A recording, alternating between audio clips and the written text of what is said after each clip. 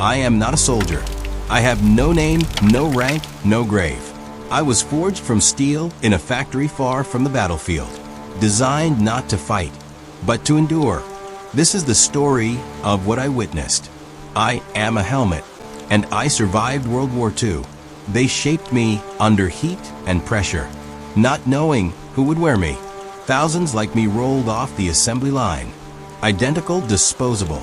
We were stacked in crates, labeled, shipped, counted, not as protectors of men, but as tools of war. I did not yet know fear. Fear would come later. He picked me up with shaking hands. A young soldier, barely old enough to shave. His name never entered the history books, but I remember it. He wore me too tight at first, then too loose. He scratched his initials inside me. A quiet attempt to be remembered.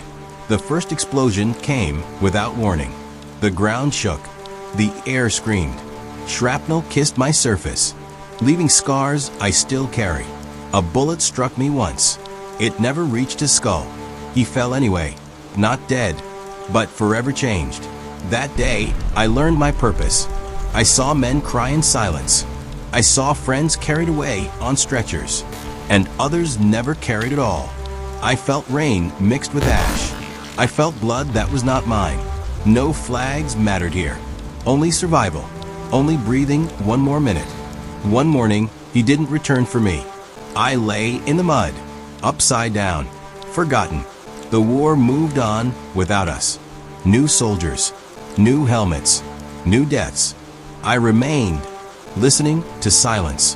When the war ended, they counted victories, not memories.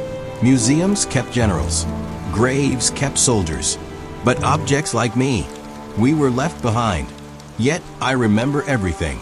If history ever forgets the cost of war, listen to the helmets. We never forget. I am rusted now, broken, silent, but once I saved a life.